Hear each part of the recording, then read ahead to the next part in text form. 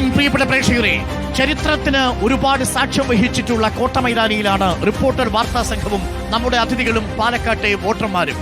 കൊട്ടിക്കലാശത്തിന് ഇനി 24 മണിക്കൂർ തികച്ചില്ല. പാലക്കാടിന്റെ രാഷ്ട്രീയ അടിയൊഴുക്കുകൾ തേടി റിപ്പോർട്ടറിന്റെ മെഗാ ലൈവാത്തോൺ തുടരുകയാണ്. നമുക്കിപ്പം എഡിറ്റോറിയൽ അംഗങ്ങളുണ്ട്, ഒപ്പം അതിഥികളും. എനിക്കൊപ്പം ഉണ്ണി ബാലകൃഷ്ണൻ, ആന്റോ അഗസ്റ്റിൻ, അല്പസമയത്തിനകം സുജയ പാർവതിയും സ്മൃതി പരുത്തിക്കാടും പ്രേക്ഷകർക്കൊപ്പം ചേരും. അതിഥികളായി നമുക്കൊപ്പം അബിൻ വർക്കി, അനീഷ് കുമാർ, ഓക്കെ, ഒപ്പം CPM പ്രതിനിധി പ്രേം കുമാർ അല്പസമയത്തിനുള്ളിൽ എത്തും. അതിനു മുൻപ് ഈ തിരഞ്ഞെടുപ്പിലെ ചരിത്രമാകാൻ പോകുന്ന നിമിഷത്തെ അബിൻ വർക്കി എങ്ങനെയാണ് വിശേഷിപ്പിക്കാൻ പോകുന്നത്? നോക്കൂ, പാലക്കാടിൻ്റെ തിരഞ്ഞെടുപ്പ് UDFിൻ്റെ കോട്ടയായിരുന്നുവെന്ന് പറയുമ്പോഴും കഴിഞ്ഞ തിരഞ്ഞെടുപ്പുകളിൽ നിന്ന് വ്യത്യസ്തമായി ഇത്തവണത്തെ തിരഞ്ഞെടുപ്പ് ഒരു ത്രികോണ മത്സരത്തിൻ്റെ പ്രതീതി ജനിപ്പിച്ചില്ലേ? നാടകീയ സംഭവങ്ങൾ ഓരോ ദിവസവും ഞങ്ങൾ വാർത്താ മാധ്യമങ്ങൾക്കടക്കം കിട്ടിയൊരു തിരഞ്ഞെടുപ്പ് കൂടിയാണിത്. ചരിത്രത്തിലേക്കുള്ളൊരു വിധിയെഴുത്താകുമോ ഇത്? തീർച്ചയായിട്ടും ഈ തെരഞ്ഞെടുപ്പ് ചരിത്രത്തിലേക്കുള്ള ഒരു വിധിയെഴുത്താകും. അതിൻ്റെ കാരണം 23-ാം തീയതി കോൺഗ്രസ് സ്ഥാനാർത്ഥി ഇവിടെ ജയിക്കാൻ പോകുന്നത് റെക്കോർഡ് ഭൂരിപക്ഷത്തിനായിരിക്കും. അതുകൊണ്ട് അത് ചരിത്രത്തിൻ്റെ ഭാഗമാകും.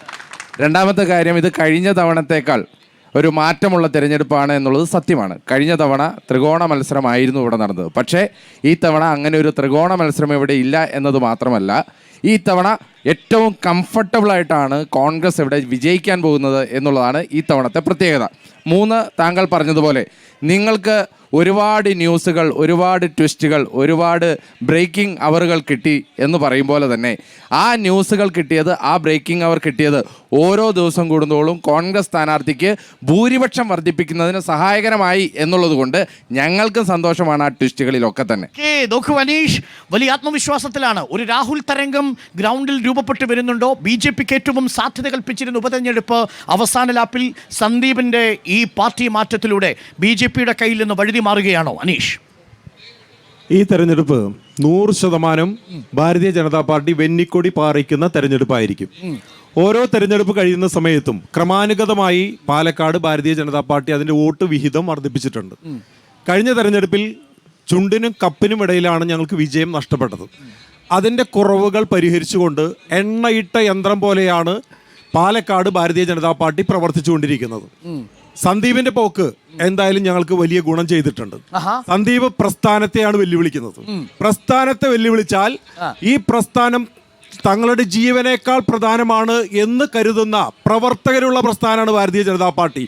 അതുകൊണ്ട് ആര് പ്രസ്ഥാനത്തെ വെല്ലുവിളിച്ചാലും ആ വെല്ലുവിളിയെ അതിജീവിക്കാൻ കരുത്തുറ്റ പ്രസ്ഥാനമാണ് പാലക്കാട് ഭാരതീയ ജനതാ പാർട്ടി.